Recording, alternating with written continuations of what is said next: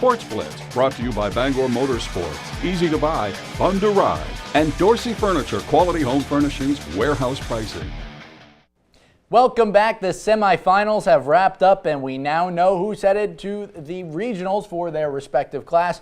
Good evening. I'm Andrew Badillo. And I'm Blake Lipton. A lot of upsets in our semifinal action tonight, but somehow Bob Beetham was on top of it all and outsmarted us once again. Always is. But that's beside the point. We're excited to show you what went down. Here's what the playoff picture looked like coming into tonight for Class B. Yes, Skowhegan and Lawrence, number 1 and number 4, and then Brunswick and Coney, number 3 and 2. We're going to send it over to John Wagner. He was down there in Skowhegan tonight for that 1-4 matchup.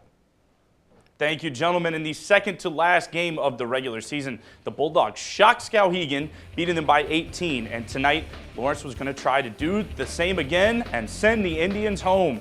It is Lawrence at Skowhegan 2, Electric Boogaloo tonight. Field conditions were not ideal. The players kept trying to keep their footing, but here we go. First quarter, Marcus Christopher trying to get the offense started. Hits Hunter Washburn, who breaks loose for a first down and some change. They could not score there, though. 6 minutes to go in the first. Alex Higgins gets the ball and scores after taking on a couple of guys. They take the lead 7-0 after the PAT.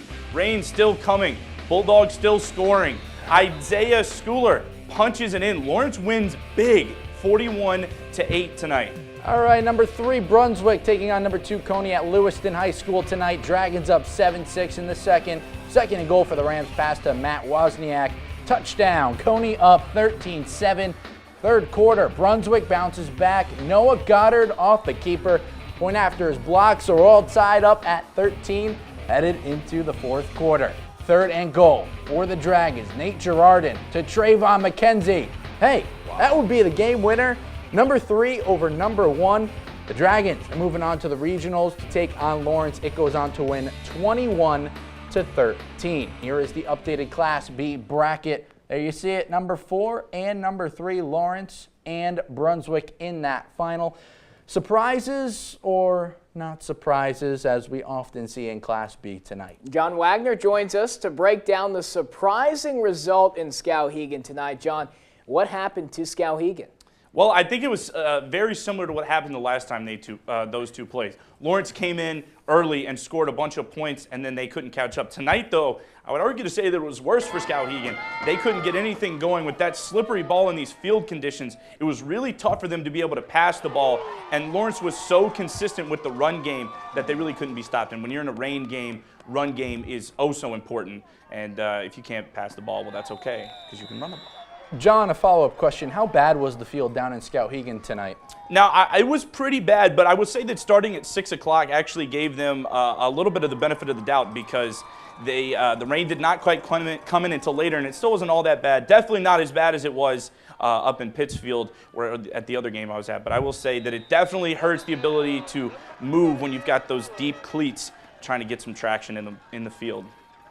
Well, one game in Class D North tonight after Mattanock Bucksport was moved to Monday night. Here's the playoff picture before it got underway. Number 1 Foxcroft taking on number 5 Washington, and number 3 Mattanock Bucksport. As we mentioned, that game moved to Monday. So we head up to Foxcroft now. Washington Academy paying a visit to Oaks Field to take on the Ponies. Opening kickoff here. Huskies back to receive. Jaden Talbot. Look at him go. 75 yards before being taken down there. Nice run by the Huskies. Man, shocker to open up, but Washington Academy can't capitalize. The pass on fourth down, incomplete. Gotta complete those. Now the other academy taking over. Matthew Spooner to Logan Martin. Oh, right along the sideline. Pretty nice. Then why not give it to old reliable Jeremy Richard? I'm going to walk in now. Foxcroft up 7-0. And next drive for the Ponies. Martin continuing to make some nasty catches there in the rain. Hey, he wasn't making any excuses tonight. And that sets up another easy one, this time for Caleb Niles. Ponies moving on to the regional final and looking like the favorite yet again. They win 41-0. So here's what it looks like for one half of the regional final picture here. Ponies moving on. Shocker. Now awaiting the winner of what's sure to be a good one down in Bucksport, in the Port that is. Bucksport hosting Mattanocook Monday night. Foxcroft has a whole arsenal of weapons on its team. Blake, the Ponies are led by quarterback Matthew Spooner. Do you buy or sell, though, that Spooner is the X factor on this team moving forward? Well, I'll tell you one thing. Matthew Spooner had a heck of a game tonight, Andrew. I mean, he was just chucking the ball all over this place. In Maine football, we're known for running the football continuously, but this guy really has some accuracy. It can make some tough throws. And he's got a lot of weapons, too. So certainly an X factor for the team, but you can't forget about Jeremy Richard. I mean, this guy makes it look easy. He's so much fun to watch. Look at this play here. He makes people miss effortlessly, that is. And, I mean, just like you can't coach that up. So, Richard, my X factor for the Ponies. All right, we'll see. And then Bucksport and Mattanocook again on Monday. Some wild results from our first two classes. When we come back from break, the top seeds in Class C on the ropes in the semifinals. Could Herman and MCI weather the storm? Or would Winslow and Nokomis have the last laugh? We'll be right back.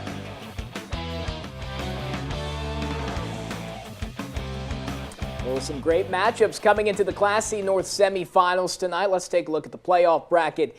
Coming in there, MCI and Nokomis, a tough Nokomis squad, and Winslow and Herman looking to be a good one. Andrew, you were at that Winslow and Herman game. Number 2, Herman, hosting number 3, Winslow. Blake at Hudson University. Second half, Winslow up 7-0 in this one.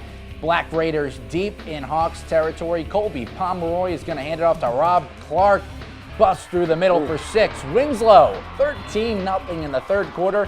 Herman would come right back in the third. Garrett Trask with the quarterback keeper into the end zone. Hawks within one possession. Trask and the Hawks, all the momentum going into the fourth quarter.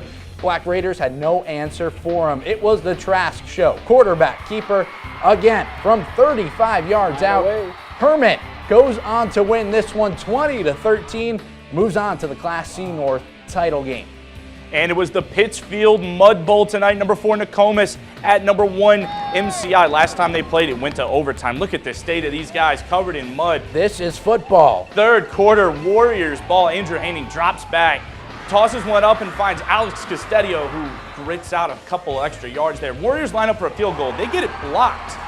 David Wilson picks the ball back up and scores a touchdown to make it 13-0 in this game. MCI is still trying to battle. They go for it on 4th and long inside their own 10-yard line and just throw the ball into their own sideline. A real head scratcher. I'm not sure if the coaches knew where the downs were at, but Nokomis wins in a huge upset, 13-0.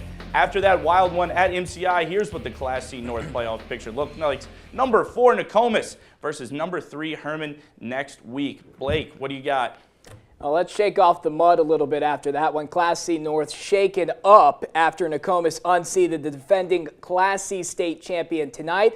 John, first of all, I hope the khakis didn't get too dirty, man. I know how particular you are about that. But don't worry, I tucked them into the boots. We're okay. Back to the question now. Nokomis, are they a threat to a tough Herman team that's hungry for a title? You know, I don't know if they are, and I'll tell you why. Because Nokomis and MCI 2 weeks ago, was a game that went to overtime. These guys know each other well, and when you have Herman coming in that is super hungry, I think they have a chance to beat out Nokomis, who I just don't know if they're as good a team as Herman is. All right, thanks a lot, John. We're all done. The regional championships are mostly set in the north. Still to come, a look at Maine's Black Hole defense. And our play of the week. You won't want to miss our final Sports Blitz block of the week. Is coming up next. Welcome back to Sports Blitz. Time for our play of the week. Let's take a look back at that Herman Winslow game and the Garrett Trask show. I got robbed. Nah, you didn't. 2 got weeks in a row. It's for always me, John. about you had a you. nice little run. It is. All of the points in the second half thanks to this guy. 35-yard touchdown scamper for a touchdown. It was absolutely fantastic tonight. 3 touchdowns for Trask. Herman wins and moves on to the Class C North final. All right, now switching gears to college football. Maine has perhaps its biggest game in years on Saturday afternoon against Towson. The difference between a W or L could come down to the secondary. When Manny Patterson steps onto the football field, the other 10 players, the fans, the noise, let's go! It all disappears. That's what we love. You know, we love that one-on-one competitive matchup. You know, person lined up in front of me is not better than me. The island can be a lonely place, but and when you get that stop, it's the greatest feeling. redshirt freshman Richard Carr and true freshman Catley Joseph have stepped up and played big-time minutes for the Black Hole this season. I was just looking to make an impact any way I could, you know, going hard on special teams, going hard on third down, and really that has taken me to like where I am now. Joseph also grabbed the brass ring of opportunity thanks to hard work and open ears. As I came to my visits and stuff, Coach V, the DV coach, was actually telling me, like, yeah, these are the guys, like, you know, they make plays and stuff like that, so you should talk to them. He's talking about Darius Hart, Jeffrey Devon, and Patterson, guys who have welcomed the newcomers with open arms. They've been going crazy. You know, they're my dogs. So when they start going crazy in the game, you know, I'll be like, yeah, you know, I can look over with them and be like, you know, we all hyped together on the field. You know, that's fam. The secondary has another big test this weekend as it takes on the team it's tied for first with, Towson, and quarterback Tom Flacco. First time I've been here that we've been number one, you know, tied for number one. I'm trying to keep it that way. So this is, in my 3 years, this is definitely the biggest game. That game tomorrow, Saturday at 4 o'clock. Gentlemen, the final sports blitz of the year. Thank you to all the teams, all the athletic directors, all the fans for allowing us to join your teams and cover them this year. It was a pleasure. Thank you very much. That's going to do it for us. Have a good one.